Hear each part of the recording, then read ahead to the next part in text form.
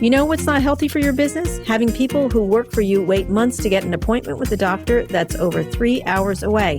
TriNet thinks your people deserve a choice of great plans and premium benefits, not to mention access to HR experts to answer your health plan questions 24/7. TriNet, expertly human HR solutions. We'll take care of you so you can take care of business.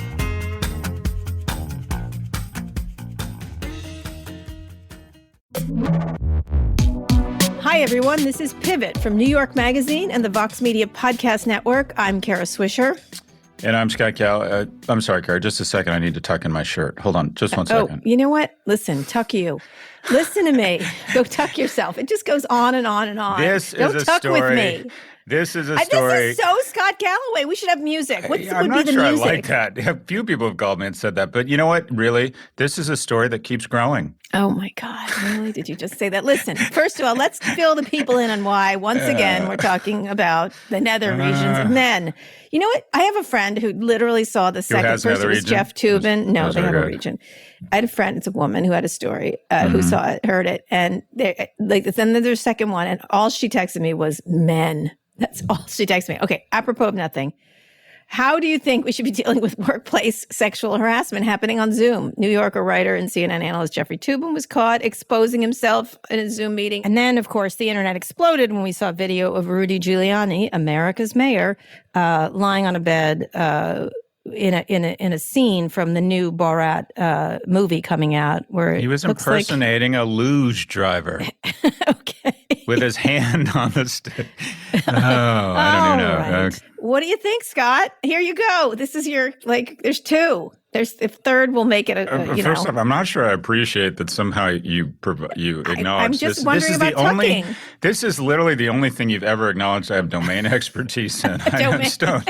You're master of the domain. Yes, you are. Oh, my God. Okay, you brought in the Seinfeld joke. All right. I don't know if I'm qualified for this, but you just knew, first off, men, right? Your comment was actually quite insightful because when you heard about this, you just knew it was a dude, right? Well, hello. You just knew it was a dude. Which one?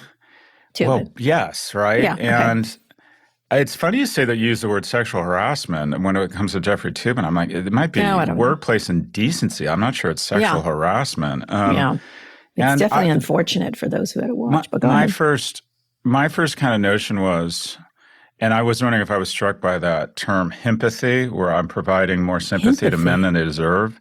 Yeah. Which, by the way, is a term I want to give correct attribution to Kate Mann. Okay. Anyways, I think it's a neat term, empathy.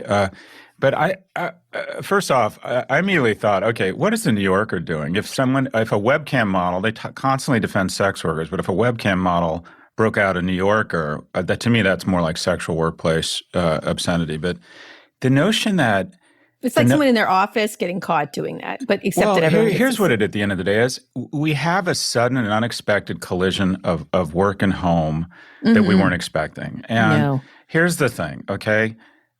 As far as I know, the majority of men masturbate. As far as I know, the majority of men who masturbate do it to some sort of visual aid, and the majority of men who masturbate with a visual aid use a computer or some sort of device. Yeah. And unfortunately, all of those things have collided at a velocity we weren't expecting with work. And were people traumatized? I feel like he's played a pretty big price for this. I'm not talking about the price here, but I'm talking about what this is like. It's just it's like, I am amazed it didn't happen. How did it take so long? Yeah, how did it take so long? You had the ultimate line here, there by the grace of Zoom go we. I thought that was perfect. He is, I don't know, the Christopher Columbus of workplace masturbation. Okay. I don't know what you want to call it. Let's combine two. He has broken new ground. As a matter of fact, I heard he's up for a Pulitzer.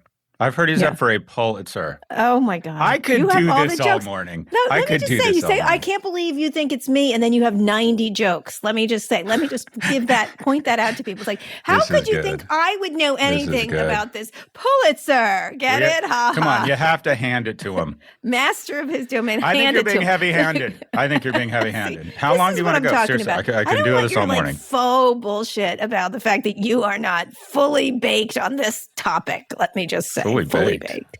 fully baked. So hey, so you got to have your hobbies, Kara. You got to have your hobbies. That. Now Giuliani is another situation. Again, caught on video. Don't just have a different situation. A difference. Go ahead. We need to slow this down a little bit. We need to slow roll this. What is your view on the Toobin incident? All right, the Toobin.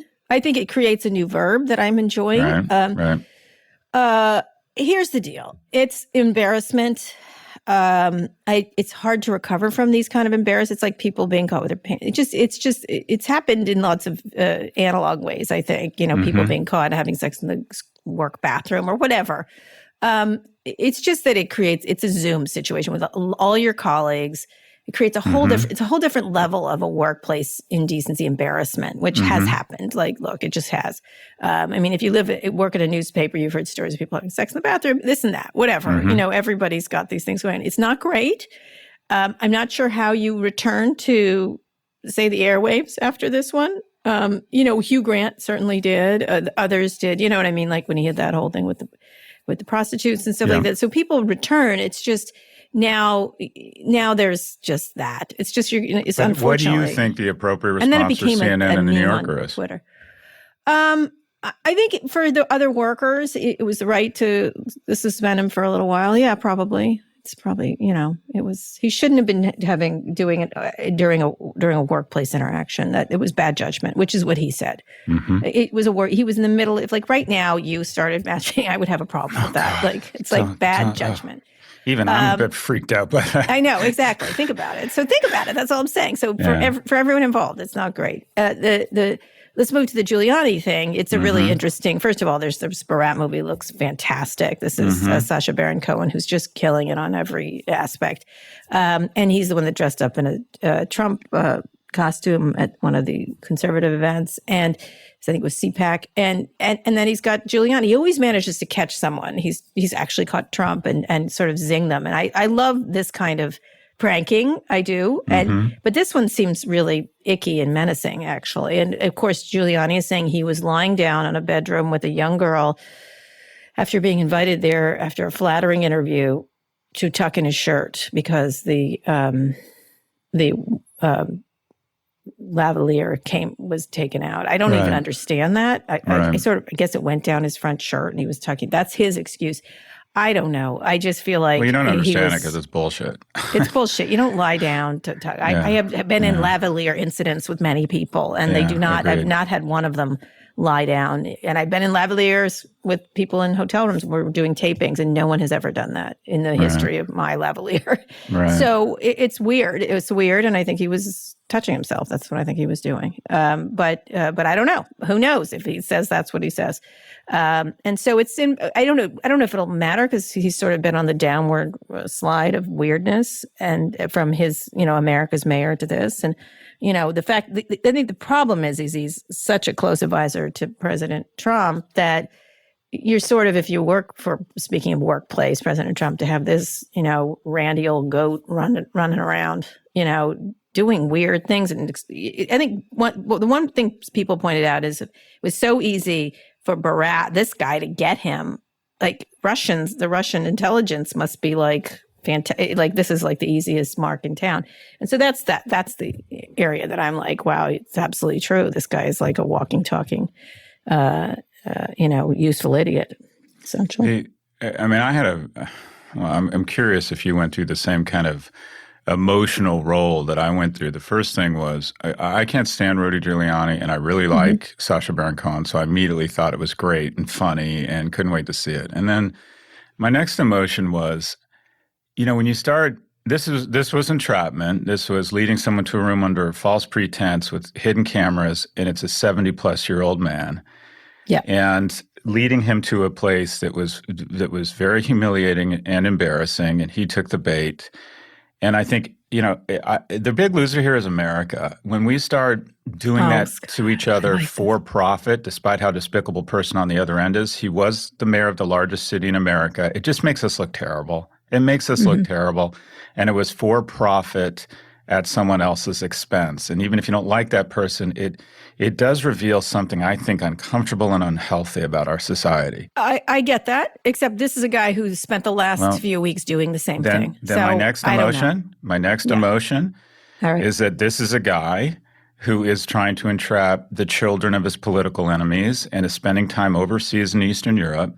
And if he is this dumb and naive to what is an age-old method of the KGB, which is the honeypot, where you just use a young woman to put you in a compromising position, he really doesn't have the faculties or the skills or the discipline or the judgment to be in any way working anywhere near the White House. And it reflects incredibly poorly on him. And again, the White House, greatness is in the agency of others, and idiocy and incompetence is in the agency of others. Look at who this White House surrounds himself with.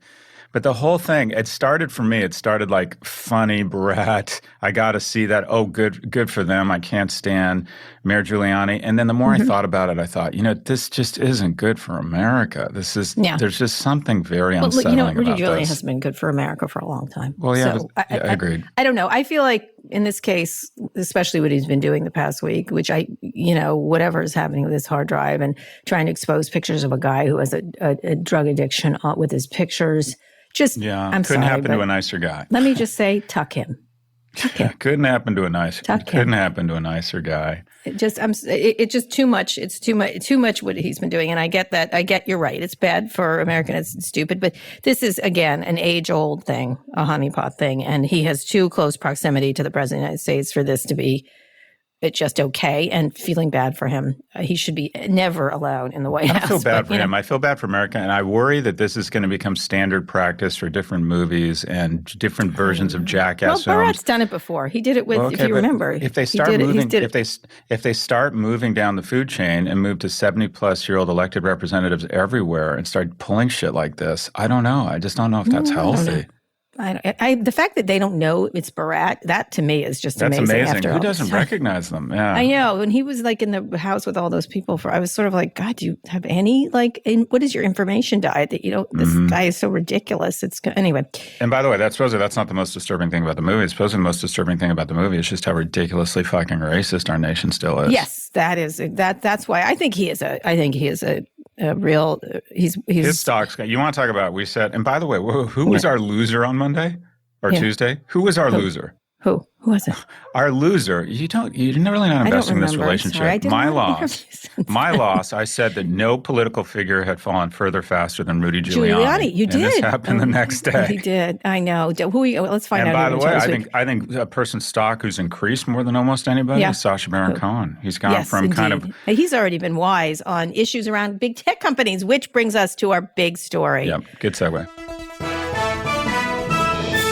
The Department of Justice filed an antitrust lawsuit against Google, which is a long time in coming. A 57-page filing says the company has violated a series of federal laws to protect their monopoly on search and advertising. They accuse Google of locking up deals with giant partners like Apple, which has been out in the open for a very long time, making it impossible for other companies to compete. As a reminder, Google has about 80% of market share in this space. The DOJ in the United States, elsewhere it's higher. The DOJ is joined by 11 states' attorneys generals. There's issues around this, which we'll talk about. Senator Elizabeth Warren, who has been very vocal about the breakup of big tech, said in a tweet that the DOJ should have gone even further in their lawsuit. I actually wrote a column saying the same about other tech companies too, but it's a start. So Scott, any surprises? What do you think? They get kudos for the narrowness of it because the narrowness increases the likelihood that the punch will land.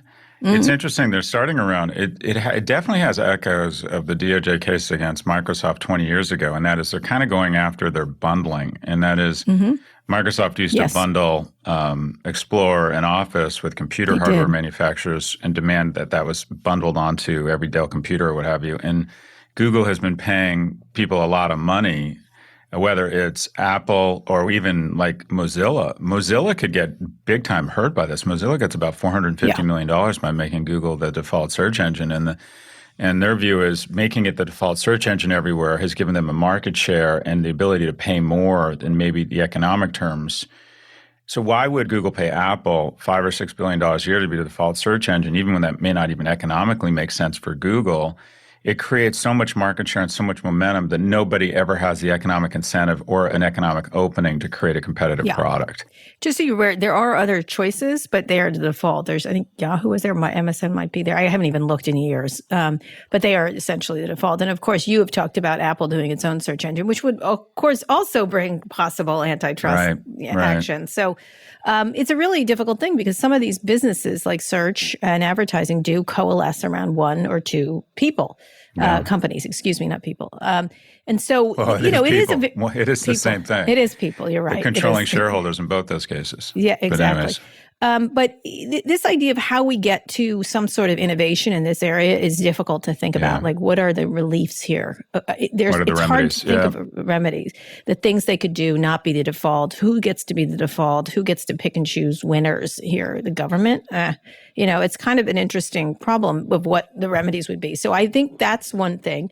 Two, I wrote a column in the Times talking about that this is, this had been going on, the FTC back in 2013 and before that, the staff of the Federal Trade Commission recommended this exact thing when it was less powerful, when it did not have 80%, but had a very large percent of the market.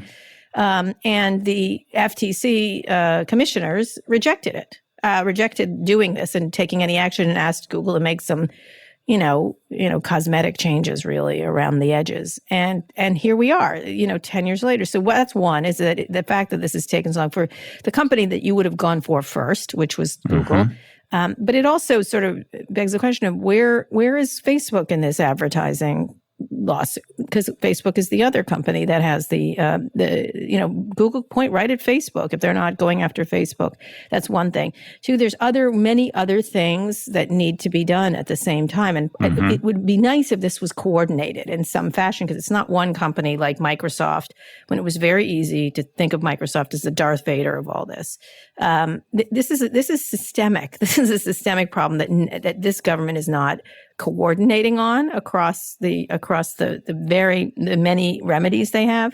And then the other thing that really did strike me was that that they didn't include all the states, which I thought, in the Microsoft trial, there were 20 states involved, and the states they picked were very Trump-friendly states. And so that's my worry. It's that it's not going to be coordinated across states, across government stuff. And it's because Bill Barr, credit to Bill Barr for finally getting this through.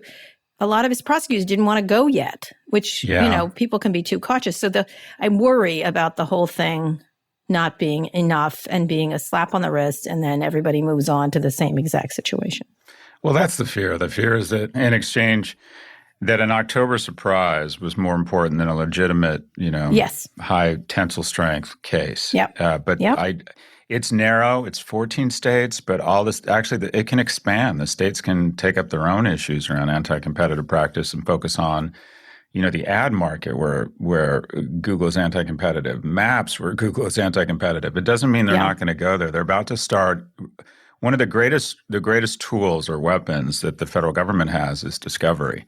They can begin now asking for documents, and they can go where this takes them. But I think this is actually. I think Google's been preparing for this for decades, so they gave them so much. I know you're right, they are so ready for this, and I bet there aren't that. Google's been very careful for a long. They've been knowing this is coming for a long, long time, and I know inside that they really are very careful what they say inside of the company, what they send to each other, what they put in notes. And so I think it's going to be very difficult. And then the issue is who's going to be the search competitor?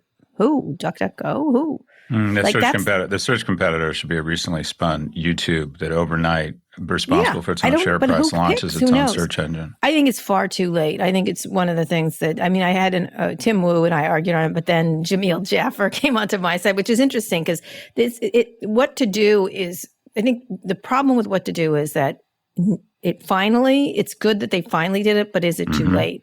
And what is the remedy? And that's going to be a really interesting question. And I think it'll be interesting if Biden wins, if this continues in this fashion, or if they shift it, whoever the attorney general is, shifts it around. Because actually, no matter who wins, it looks like Bill Barr is not going to be there because he wouldn't prosecute Hillary Clinton, and Joe Biden. The same thing last night with this weird announcement by, I got to say, the DNI, the whatever, the National Security Advisor to President Trump, the what's his name, Ratcliffe, really is a political hack. And he's like making like that Iran was trying to hurt President Trump. These countries, and then the poor FBI director had to just sit there like, why are we making this ridiculous politically motivated announcement? These countries are hurting our country in order to create distrust around the election. And it's scary, and are they just magnifying it? And of course, he focused on Trump, like, oh, they're trying to get Trump. I'm like, most of it has been aimed at Democrats, by Hillary Clinton, et cetera. It was politicized, but they did say your vote counts. And I mean, a lot of this, they were hoping, Trump has been hoping for the same sort of October surprise that James Comey, the former FBI director, handed him. And that is James Comey did it for different reasons. I don't think he's corrupt. I think he's just such a radical narcissist that he had some vision of him being so impartial that the cameras would love him if he decided to release this memo. And Trump was hoping for the same sort of October surprise. And the best he got was them to say, okay, there is interference. But the I forget the individual's name, did say, Ray, who did say, look, your vote counts. It's just the whole thing. Anytime you deal with these individuals, you feel sorry for them because they're trying to do their job. And the only way they can do their job is to maintain their job, which means giving up all integrity and an oath of fidelity. And the whole thing just makes you want to shower. Let me put it, no, you know what it does? It makes you, ideally, it makes you want to vote. And that's the good news, is over 40 million people have voted. More people in Texas have already voted than voted for Trump in 2016. So hopefully this is just another a point of motivation for people. We'll see. I found it depressing. Chris Wray tried to say almost nothing because he was correctly saying we're trying to protect elections. John Ratcliffe, literally over the past 2-3 weeks, over the past weeks, he's the director of national intelligence, really is a hack, is a political hack who it is astonishing how much he's trying to use this for Trump's own aims. And, you contrast that there's some other people in the administration who the guy who's the head of national security is going around the country to swing states now, like talking about these issues. All right, it's just enough. It's enough with the politicization of things that shouldn't be politicized. And you're right, voting is the only way out of here. But we'll see what happens with the antitrust. Where do you give me one? What do you think is going to happen with this antitrust situation if Biden gets in? Oh, Biden will pick it up. This is narrow enough where they can take the ball, and even if they don't like the ball, they'll dust it off and run with it. And it might go, this is a long time coming. I think they're smart not to try and have this big grand bargain. I think they'll find stuff in discovery that'll help shape the next day. It's coming against Facebook. Google is probably the right place to start. Who's next? It is the right place to start. It'll probably be Facebook next. Yeah. It'll probably be Facebook because there's a lot of consumer sentiment to support or ill will towards Facebook to support. And they have 2/3 of social. It just makes, I think that's the next place. Yeah, probably through the FTC. Yeah. I think funding of the FTC would be the thing I would like to see next. Well, one of the most exciting strategies for unlocking growth, and you always like to think about revenue upside, is to go industry by industry and oxygenate those industries. And not only that, to look at antitrust not as a punishment, but as a reward. Well done, gentlemen. Which we're trying to sell. And when I am head of the internet, I will try to sell that as you as my deputy. General Consulate of the Internet. Let me say, you would be my deputy, and then you would have a Zoom problem, and I'd have to fire you spectacularally. It's going to be great. That's not my brand. That is not my brand. You don't want to work for the federal government, Scott? The feds? Yeah. That's just not the facts, brand. man. All right. Just the facts. All right. Scott, let's go to a quick break. When we're back, we'll talk about the fall of Quibi and a listener mail question. In today's business, digital transformation has accelerated the pace of change dramatically. So why are we still working the same way? Sure, we're all doing video calls from home, but that's just the old way of work in disguise. Smartsheet transforms work into dynamic work with a single flexible platform that gives people the power to create their own workflows and brings together the teams, apps, and real-time information they need to take action.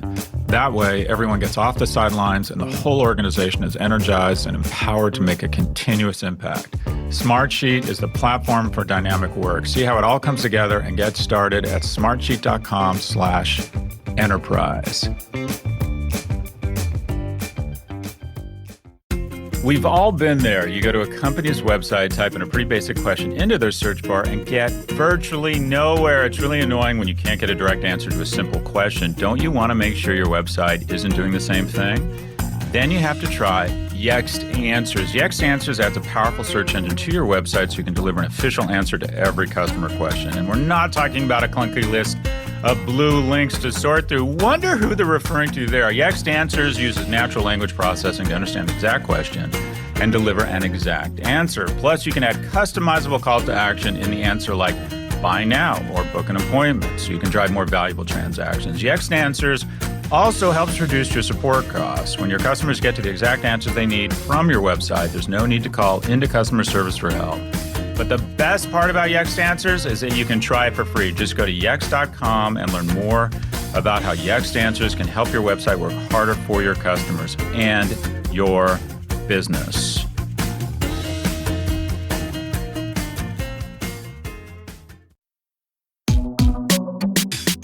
And we're back, Scott. Something that you predicted, we've talked about. After barely 6 months, Quibi, the short-form video app, is shutting down. Who could have seen that coming? You did. Would you like to take a bow? Everybody says talk about it. Hindsight is 20/20. Yeah. I got a call from the CFO of Quibi before it even launched and said, you have to stop dancing on our grave before we've even been birthed. I thought this made absolutely no sense. Before it even launched, everyone's saying, this is before it even launched. Pandemic.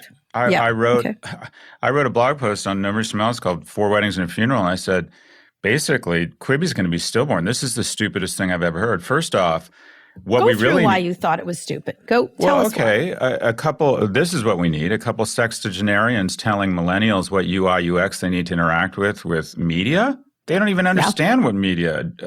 That is just so. Also, great companies start small. They validate a concept, and then they almost always pivot to something that's working. This was we're going to start with $1.5 billion. Yeah, it was a little loud. Yeah. If you look at media consumption, it barbells. It's either 10 to 30 second TikTok videos or it's an hour-long Mindhunters. There was no evidence that people wanted a 5-minute video. It just everything about nothing, and also just in terms of just sheer fucking math. Apple is providing $1 billion worth of content for every 80 cents a month you spend on Apple TV Plus. And Quibi came in to a howitzer fight with a squirt gun and said, I know we're such geniuses, we'll figure out a way to charge you $4 to $5 a month for $1 billion in content. Yep. It was a terrible value proposition, a terrible strategy with management that had absolutely no concept of what their target audience wanted. It just, and even at South by Southwest, I went to hear Meg Whitman, and her strategy was, we're bringing together the best of the Bay Area and Los Angeles. I'm like, what is that, an In-N-Out burger on sourdough? What does that even mean? That is what that is. That would have been that sounds pretty good. That sounds pretty good. Yeah, that sounds delicious. There's our business. Now that's a business that's a winner. So Quibi wasn't short form video. It was short form business.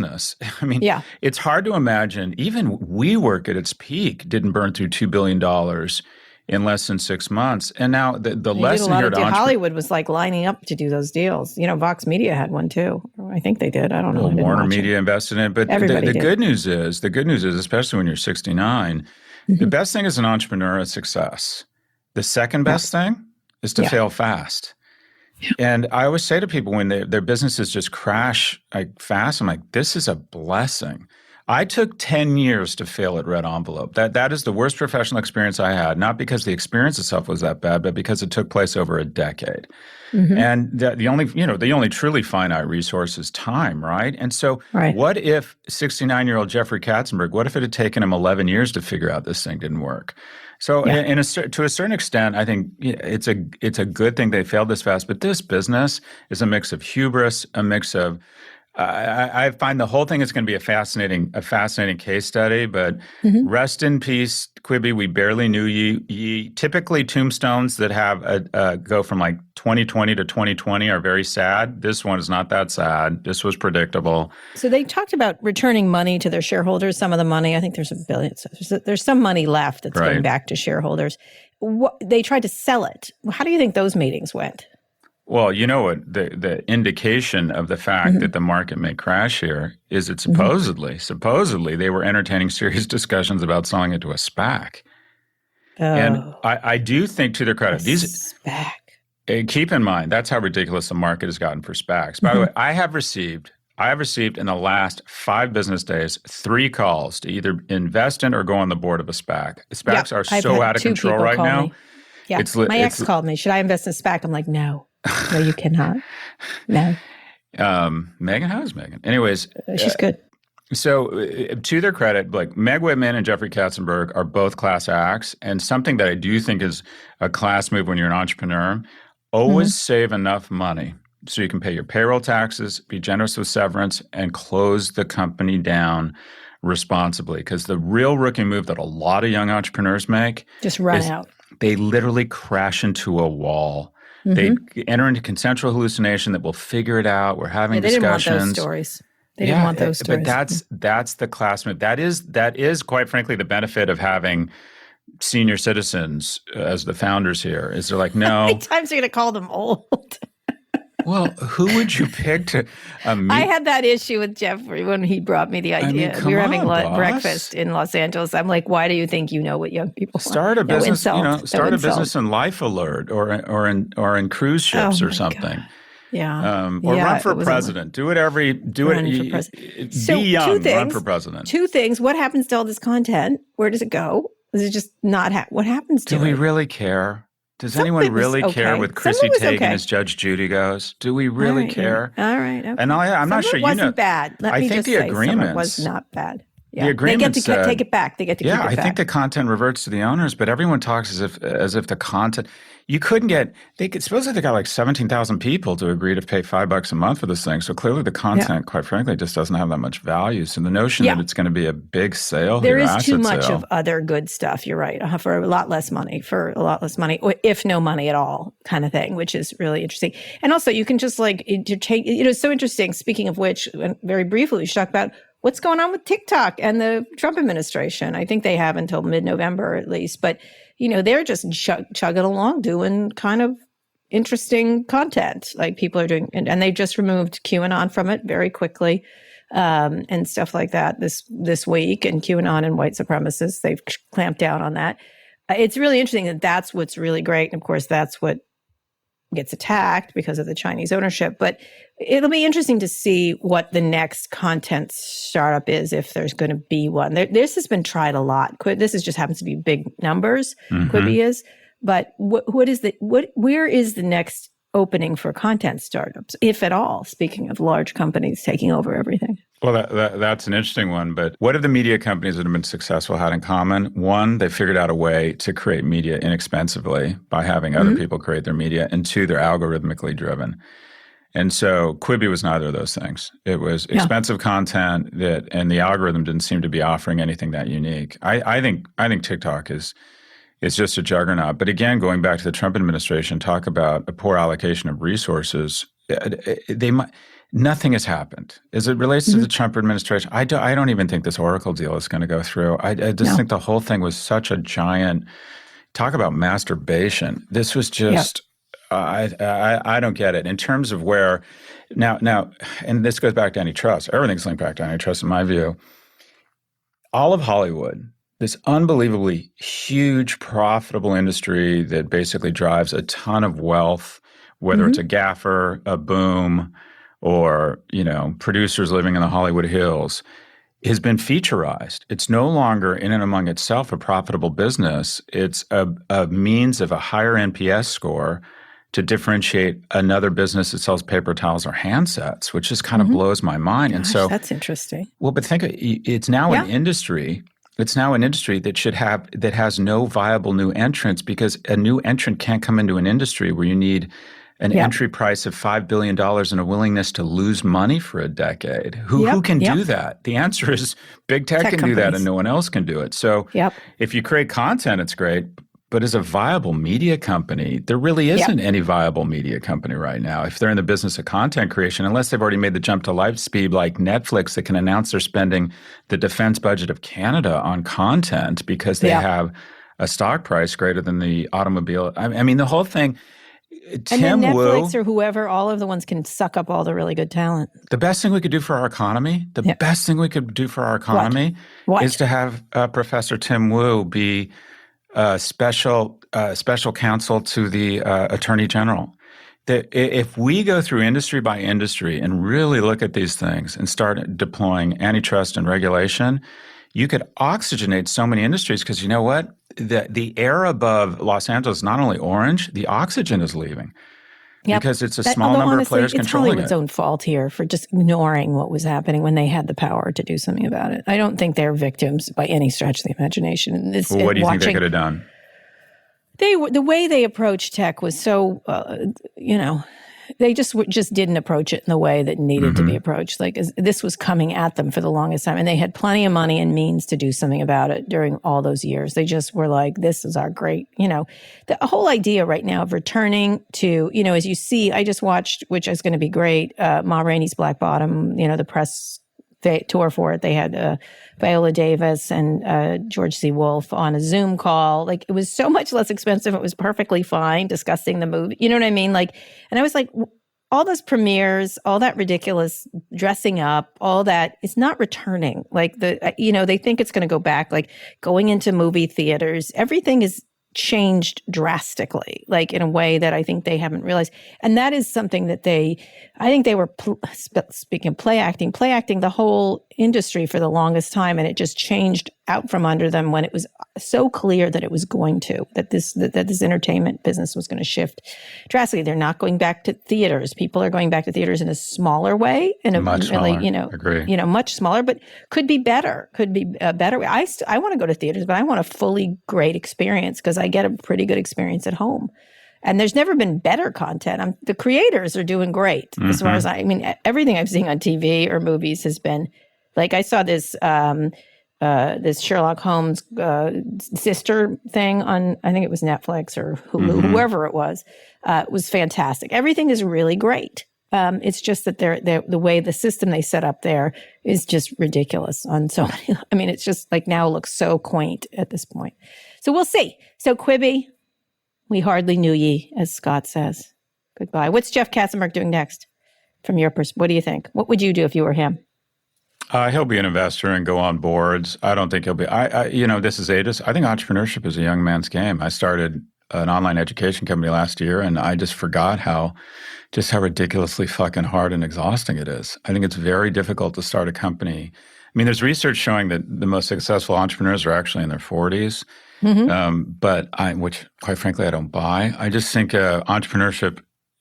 You have to be stupid. You have to be too crazy to know you're going to fail. You have to have no perspective on life, so you don't want to spend any time with loved ones because the only way you can carve out a niche is to work 24/7, in my view. This notion, this Hallmark Channel vision of a startup where we all have balance and find the right role for everybody. It's Vietnam. If someone isn't adding value, you have to fire them that night.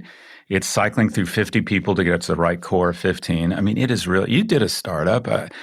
These things are just exhausting and hard. I agree with you. I think people a little older have a little more experience not to make stupid drive into the wall things. I did it in my 40s. You're right. I think. Well, that's your board, and that's maybe a couple people on your management team. But I still think I think entrepreneurship is a young woman's game. Is the bottom line. Young woman's game. I think it's, I don't know. We'll see about that. But in this case, they're going to go onto boards. Meg Whitman, the rest of them. Yeah. Good try. Supposedly Meg Whitman is being considered for a cabinet post. Oh, sure. She would be. Yep. That would make sense. After her incredible run for governor where she decided we should put up a border wall. Oh, but wait, she has an undocumented worker for the last 30 years. And about the moment she decided to run for governor, she decided to fire her. Yeah, she sounds like a high character person. She sounds like a high character person. All right. She's not. I think we're going to get a different Republican. What about Mitt Romney for Secretary of State? He doesn't have to go to a dumb dinner. Mitt Romney is a very decent man. He voted for, who knows? I think he voted for his father. I think he's not saying who he said he didn't vote for Trump, which is interesting. All these Republicans shifting over. That's interesting. Oh God, you're warming my heart. I don't want to say it out loud. I am feeling really good. I'm feeling really good, Kara. It's going to be a disaster. I interviewed Hillary Clinton yesterday, and I asked, what did she say? What was her thoughts on it? Oh, you'll hear. It's really interesting. But I did ask her what she would do in case of a Trump administration, and the answer you'll enjoy. You'll enjoy. I'm gonna hold it at that. In any case, she has an answer. Anyway, let's go to a listener mail question. You've got. I can't believe I'm gonna be a mailman. You've got mail. Hi, Kara and Scott. This is Jason McMillan from the mountains of Colorado. I appreciated the optimism about Airbnb. Kara, you're right. Airbnb is flawless 99% of the time, which is an incredible achievement for such a seemingly risky structure. As far as the upcoming IPO, I would love to see Airbnb offer a directed share program for their hosts. Seems like a great way to reward the folks who help build such a dynamic platform. What do you see as the risks and rewards for offering this? Thanks, team, for trying to keep the system honest. That's so nice from Colorado. Colorado's a lovely place. Talk about a great brand, Colorado, right? Yeah, exactly. Well, some of it, not all of it. No? There's a lot of lots of things in Colorado. In any case, my favorite elected official, Senator Michael Bennett, the senior senator, soon to be the Jared Polis, an ex-internet. He's fantastic. Governor Polis, he's fantastic. I met him when he was selling greeting cards online. And by the way, he was our biggest competitor. Literally, it was Pro Flowers and Red Envelope. He goes on to be governor of fucking California. I'm here with you. What went wrong? What went wrong? And I didn't even have like a cool masturbation scandal to justify it. Jared was sort of this little odd duck with a little briefcase and everything else. He was great. His parents were two hippies. Substance as you know. is the new black in politics. That guy has substance. That guy reeks of credibility. I feel like I made him by advising first openly gay governor, I believe. He is, but he wasn't gay at the time. Openly gay at the time. But let me just say, I did convince his parents to sell the company. So it's going to be in my book. And now he's governor. He got the money to do so. They're great. His parents were great. Who started it? In any case, Airbnb. I didn't say 99% because I think they've made a lot of stupid errors around parties and various things, and the way they presented themselves to cities when there was clear problems around. No longer, but this was one of their issues. They didn't handle it as well as they could have. But they've been overall compared to most companies I cover. They certainly are. They seem like geniuses. So, what do you think, Scott? This is something that you talk about with Uber and everything else. So. I think that Brian Chesky would be open to this model. I think the difficulty is in executing it. Correct? I don't know, Scott. What do you think? There are several tensions in our society. Like key to progress is conflict and debate, and there's been several opposing forces where the tension has been really productive in shaping our economy. And it's government versus private sector. It's a really unhealthy tension is fact versus fiction, where fiction has become the new fact, and fact's been pressed out mostly by social media that wants to give fiction more oxygen and at the cost of fact. But the real tension that's gotten out of balance here is capital versus labor. And if you think about it, through the 50s and 60s, shareholder returns were awful. And so shareholders showed up and said, we've had enough. And they started conducting activist campaigns and said, you need to tighten up the ship. You need to stop paying your employees, stop paying your employees as much as you're paying, and you need to start returning more money to shareholders. And since then, the minimum wage has declined on an inflation-adjusted basis, and the S&P has roared. And basically, capital has been kicking the shit out of labor for the last 40 years. And so I think it's dangerous to depend on the generosity of strangers and Brian Chesky, who I think might in fact put in place some sort of direct share program. But we need some sort of regulation, whether it's an increase in minimum wage, an increase in the power or protection of unions, or some sort of taxation system where if a certain amount of equity or your profits don't end up in the hands of your employees, even if you really wanted to go German, but we won't do that because anything Europe does, we assume is socialist for some reason. But Germany demands that a certain number of your independent board seats or a certain number of your employees are on your board. But we need to put in place regulations and laws and a general gestalt in our society that returns more power to labor. We have totally prioritized the consumer's king, a close second is shareholder, and a distant third is worker. So it'll be interesting to see if Brian Chesky does something like this because he's inclined this way. You can see he's someone who at least will entertain this when you talk. His parents are social workers. His parents are social workers. His parents are so nice. I can't even tell you how nice his parents are. They're lovely. Are they as nice as the Polish parents? Let's get them all together for a brunch. We'll get Jeffrey Katzenberg to come and talk to them about Life Alert. They're lovely people. I'm just telling you. No, the Policies started that company, just so you know. Not Jared, but I didn't know he that. Was involved. Yes, his parents out of a van. They were hippies, and it was like, if you ever remember that show where Michael J. Fox was on, where he was the conservative and his parents were the hippies. Family Ties. Family Ties. That was Meredith Baxter Burney. But his father and mother started the company, and let me guess, you dragged Meredith Baxter Burney out of the closet. I did. I dragged her out. No, in any case, that was a welcome person to come into the gay world. In any case, Brian would be open to this, I suspect. And I think they're thinking about it in the way Uber never thought about it. I talked to Dara about this many times, and he sort of said the right things, but didn't really mean it, I think, compared to Brian. I think Brian would think of this. I think one of the things that he is aware of is how much difficulty there is among his super hosts and people like that who are really important to the model. Before, he was sort of more fighting city regulators and hotel industries. I think he thinks a lot about a very unhappy group of folks who are important to his business, which are the hosts. And so I suspect he's got to think about it. It would be really interesting if they put an employee or a host on the board. I think that would be fascinating. One of their super hosts, someone who's, obviously inclined to like Airbnb. But to me, I agree with you. I think the German model is important. It's astonishing that they don't, and not just one, like they have just one woman or one person of color, like a lot. Like, so you create a board that really Germany, is truly, it's incredible. I think it adds to it create, and it also de-escalates tensions that could happen. And that person does, if you get the right person, takes their job seriously as that representative.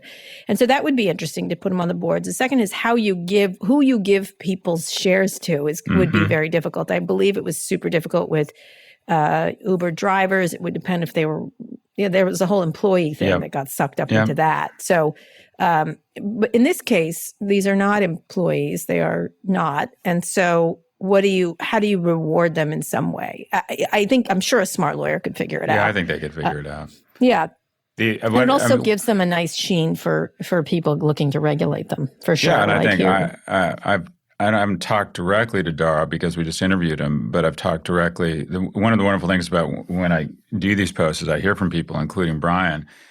And I think Brian is genuine that Airbnb does really, in fact, arbitrage these fallow assets, whereas Uber arbitrages an underclass. And so the two are just different companies. One of the observations I would have, or that I learned talking to Brian when I heard his background, is just as in the 50s and 60s, basically managers or CEOs had high EQ and they came out of manufacturing. Then for a hot minute, they came out of general management, then for a hot minute, then marketing. Now the core domain expertise that funders look for in a founding management team is technology. And I wonder if that's morphing to another skill set, and that is UX or UI UX. If you think about Pinterest, Snap, and now Airbnb, the CEOs all come from a design background. And I wonder if the technology is like manufacturing, hitting a limit in terms of differentiation. And the real point of differentiation in tech is your ability to create the language of technology, and that's a superior UI UX,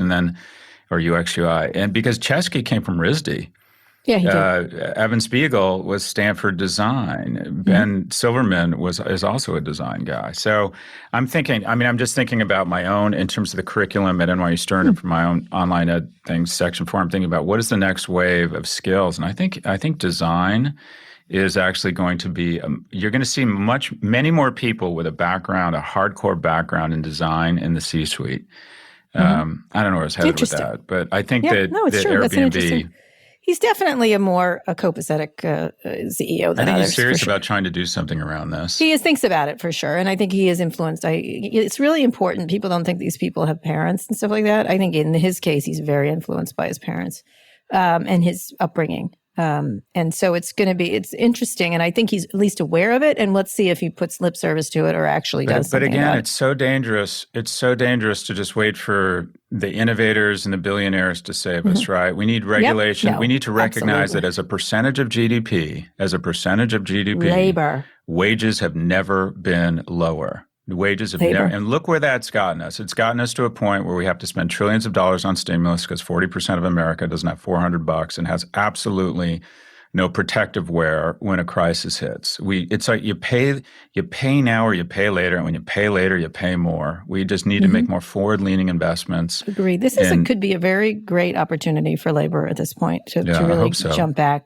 from this. And I think they really could. I think it really is a good example of people. I think a politician who really does focus in on labor, like Bernie Sanders and others, I think is really, there's a big way. It was interesting. I don't know if you saw AOC on, she was on Twitch. Like she immediately attracted hundreds of thousands of users. Yeah, 500,000 people. Of a political star. among us, the game they're playing. Her language, I think, is going to be very powerful going forward. Things like that, and because it's combined with sort of a regular gal kind of thing going on. Like, here I am playing Twitch. Here I am doing this. Like, AOC is like, she pulled a Disney. She's thinking about distribution, and the medium is the message. And she's so smart. She went on Twitch, gets 500,000 people, and immediately signals. I mean, not only an incredible venue, but she immediately signals to the rest of the world. It seems like such a basic initiative, and it's so smart. And no one else thought of it. She gets 500,000 people, and what does it say? You see all this press. AOC, Twitch. AOC plus Twitch means she gets it. She would never start Quibi. She would never start Quibi. She would never start Quibi. Pretty sure she's not an investor in Quibi. All right, that's kind of a prediction, Scott. So we'll do one more quick break. We'll be back for predictions. This episode is brought to you by TriNet. TriNet's team of expertly human reps takes care of the super complicated, not so fun, sticky HR stuff so you don't have to. That's right. Before you can say PPP loan, TriNet gives you the resources to help make it happen. HR compliance review, keeping you up at night. TriNet helps you tackle it day or night. TriNet covers HR for thousands of companies across the United States, from benefits to bonuses to babies. We're talking family leave. TriNet's team is a part of yours, ready to help 24 by section.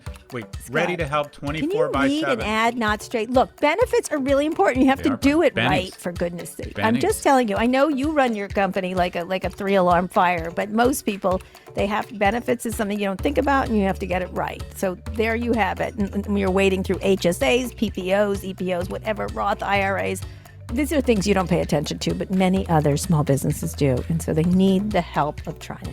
That's right. Benefits take a lot of time and dedication to get it right. They're cumbersome for sure, but benefits mean the world to your employees and their families. I mean, a benefits upgrade at a small business is a big deal. That's why a tool like TriNet is so important. TriNet's human expertise and comprehensive platform can help your business make the most out of the resources you have, access premium benefits, and focus on the things that matter most to your business. TriNet, expertly human solutions, full service HR solutions tailored specifically to your industry. Visit trinet.com/pivot to learn more.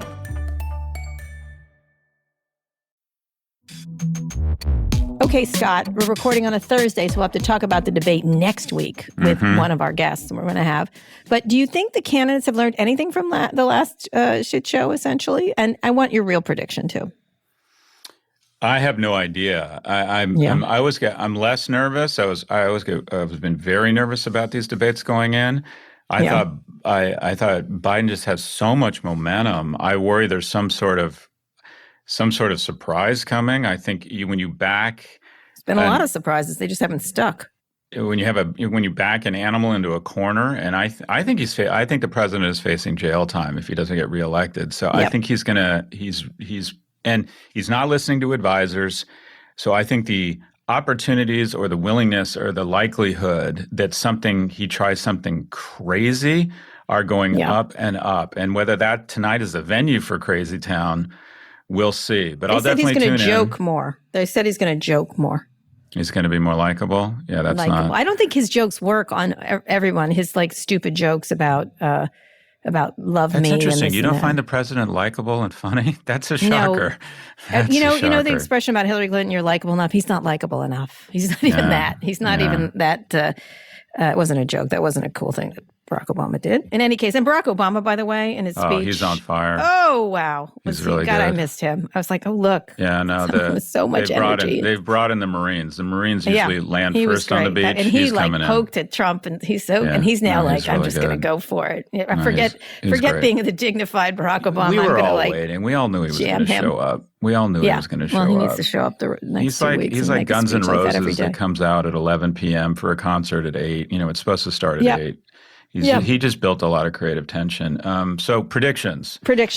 So I think between now and the end of the year, we're going to see 2 or 3 of the most volatile days in the history of the markets. Oh, dear. There are just so many canaries in the coal mine, the least of which is, or not the least of which, is these ridiculous SPACs, where we've had 4 times the amount of capital raised year to date, in these, where they're basically betting on people's reputation. And all a SPAC is And the NYSE, the head of NYSE wants to say, oh, it's different. They always want to say it's different this time. I would say, okay, so 50% of my friends who don't live in Florida are thinking about moving down. And I'm not exaggerating, 20 to 30% of my friends are either involved in or raising a SPAC right now. Oh, wow. And this has gotten totally out of hand when the markets are so horny and so frothy that they're willing to fund management teams without the benefit of a business idea. And the market's incredible at supplying ideas and management team and things to buy when the capital is there. And there's too much capital and it's reaching too far into the trough here to try and find shares to buy. And I think it's an indicator. If you look at SPACs over the last 15 years, they're down on average.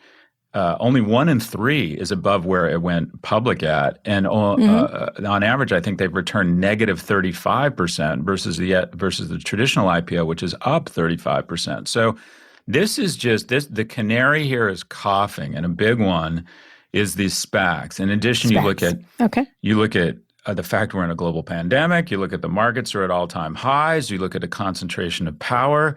You look at Robinhood, the fact that this ridiculous these story stocks fueled by kids in their basements with a stimulus. There are just so many. If the market goes down 10 or 12% of the day, we're going to say, well, of course it did.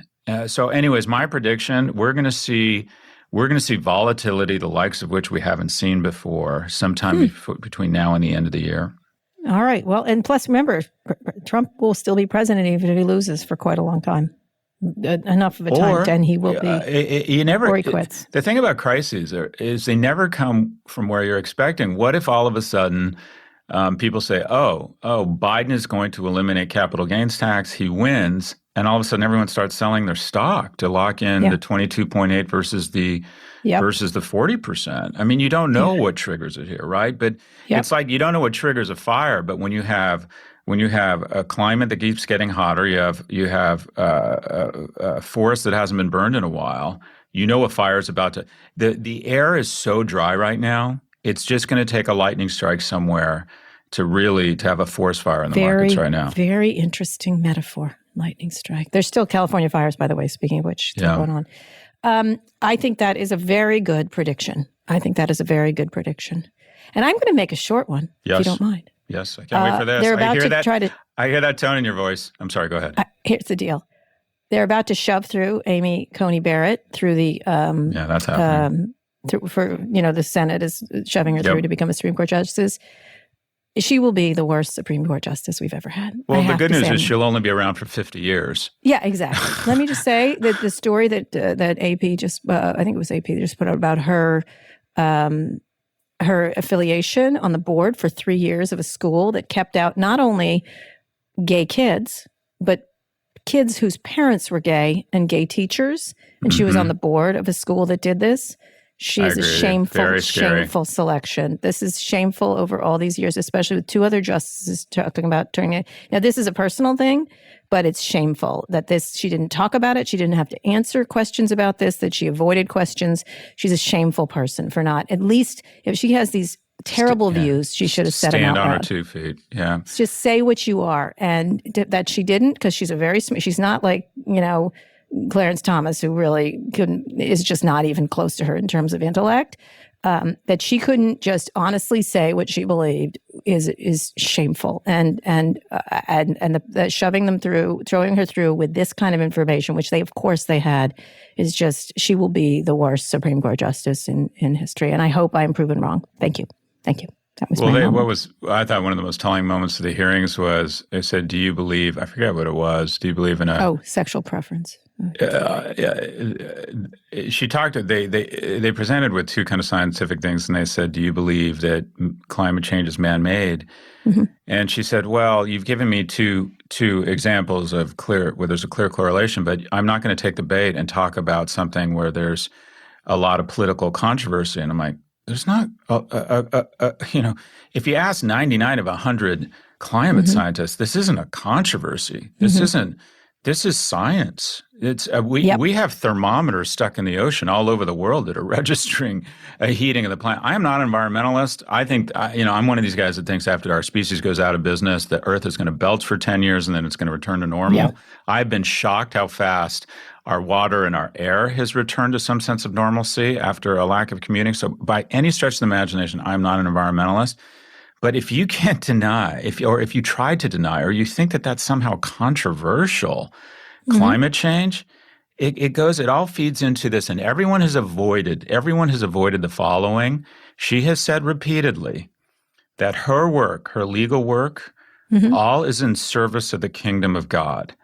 Yep. And that scares the shit out of me because maybe your God isn't my God. And it really, to use that as to openly acknowledge that is what drives you. It's like, okay, no, you're serving the Constitution and anyway, I agree with you. She is frightening. She is right, and she's going to be around for 50 years. At least say who you are, so we know. Stand on your feet. To me. Stand on your feet. And what you are is obviously homophobic. If you served on a board like that, you are an obvious homophobe, and that is just say it. Just say what you are, so I can see you. And that's what I feel about her. It's on lots of issues, but the one that really struck home that my son was like, okay, so my son's a straight kid. He's, as far as I can tell, he's a straight kid, and he's like, that means I couldn't go to the school. I'm like, yeah, that's right. This is why elections count. So. Anyway, there you go. What are you doing this week, Kara? This week, I'm interviewing a whole bunch of people for Sway, and I am going to watch the debates tonight and then work on some other stuff. Right? I'm busy all the time. I have a very angry column about Amy Coney Barrett coming. I'll tell you that. Can't wait. All right, before we go, you know the drill. Email us with questions about companies and trends in tech and business at pivot@voxmedia.com. It can be anything we've talked about or anything else. Today's show was produced by Rebecca Sananes. Fernando Finite engineered this episode. Erica Anderson is Pivot's executive producer. Thanks also to Hannah Rosen and Drew Burrows. Make sure you subscribe to the show on Apple Podcasts, or if you're an Android user, check us out on Spotify, or frankly, wherever you listen to podcasts. If you like the show, please recommend it to a friend. Thanks for listening to Pivot from New York Magazine and Vox Media. We'll be back next week for a breakdown of all things tech and business. Go vote!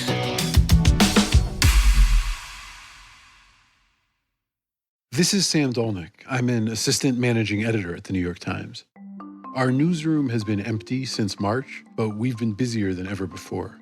The pandemic has changed how we work, but it hasn't changed what we do. This is why we became journalists, to bring to light real, verified information when the stakes couldn't be higher. We can't do this work without our subscribers. If you'd like to subscribe, please go to nytimes.com/subscribe. And thanks. We're all wondering, what about the future? What about the future? But there's an entire generation already creating positive change in the world. Who is it, you might ask? Who is it? You can meet the Snapchat generation and learn more about them by visiting snapchat.com/generation. That's snapchat.com/generation.